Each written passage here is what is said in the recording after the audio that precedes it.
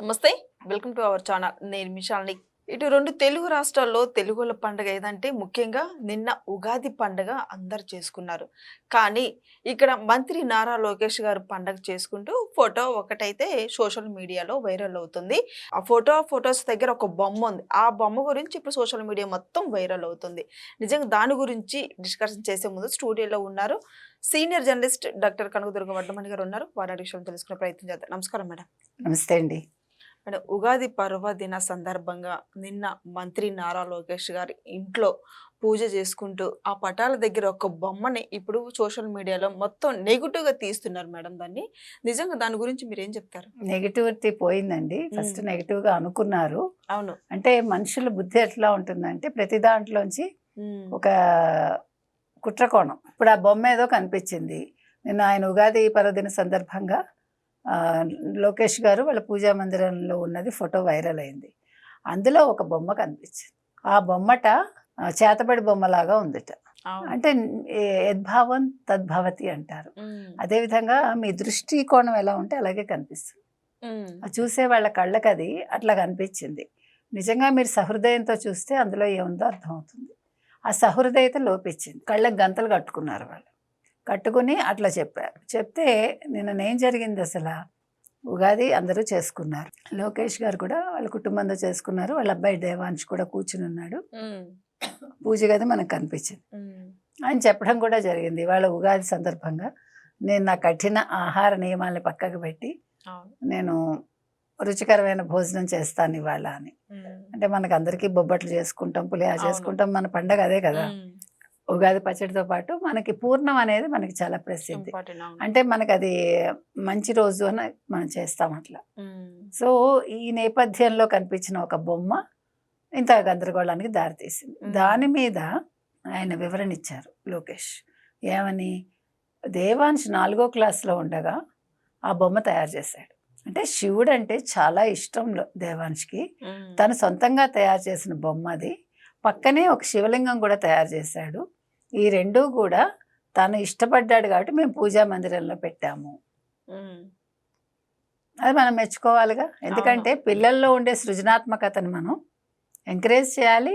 దాన్ని మనం విసిరికొట్టకూడదు. ఇప్పుడు ఆ బొమ్మలా ఏం చేసావులే అని పడేయకుండా ఆ పిల్లాడి మనసు తృప్తి పడేలాగా దేవుడి మందిరంలో పెట్టాడు.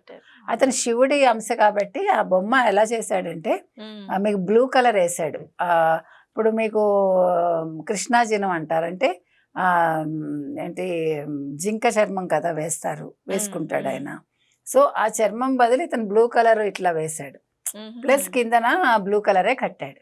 అంటే నీలమేఘశ్యాముడు. ఇప్పుడు ఎవరు? కృష్ణుడు నీలమేఘశ్యాముడు. ఈయన గరళ కంఠుడు. అంటే గరళాన్ని కంఠంలో ధరించిన వాడు నీలంగా ఉంటాడు. అందుకని నీలం రంగు వేశాడు. చూడండి ఎంత ఆలోచన. మళ్ళీ శివలింగం. అతను రోజు దండం పెట్టుకుంటాడు ఆ పిల్లాడు. సో ఇప్పుడు మీ వక్రబుద్ధి బయటపడిందిగా. అవును. అక్కడ అసలు కాదండి. అసలు ఎవరు ఎందుకు చేతబడి చేస్తారు? చేతబడి విగ్రహాన్ని లోకేష్ తీసుకెళ్ళి లేకపోతే ఆవిడెవరు బ్రాహ్మణి తీసుకెళ్ళి దేవుడి రూమ్లో పెడతారా? పెట్టరు.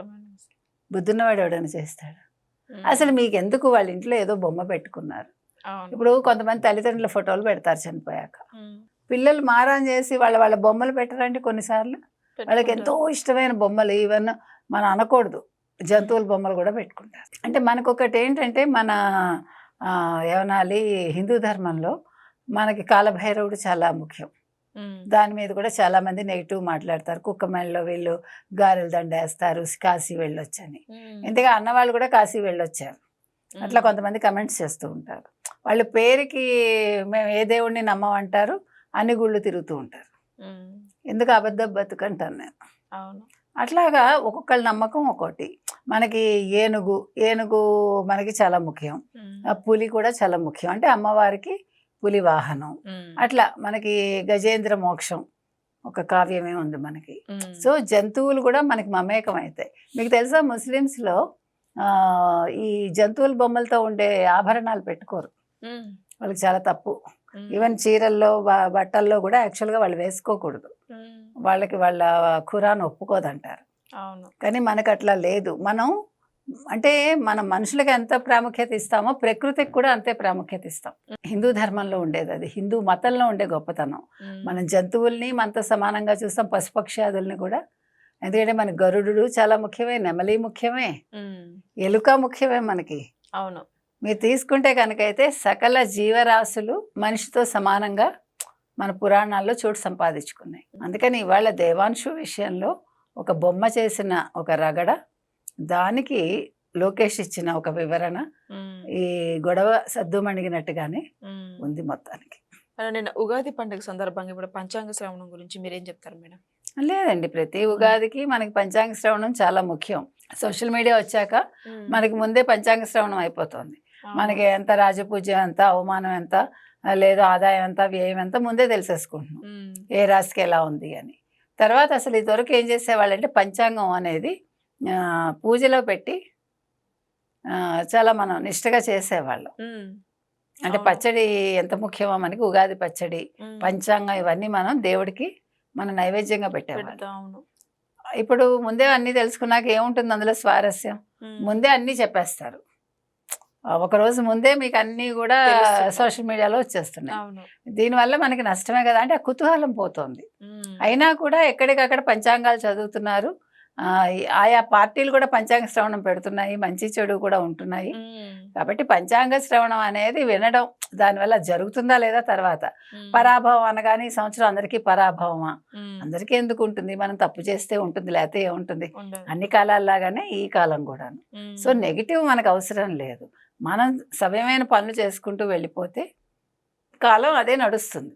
అవును, అంతే కదా.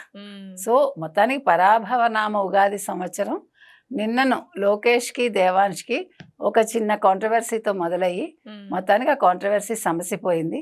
సో ఉండే చెడేదో నిన్ననే కొట్టేసిందని మనం అనుకోవచ్చు వాళ్ళిద్దరికి. Thank you madam. Thank you.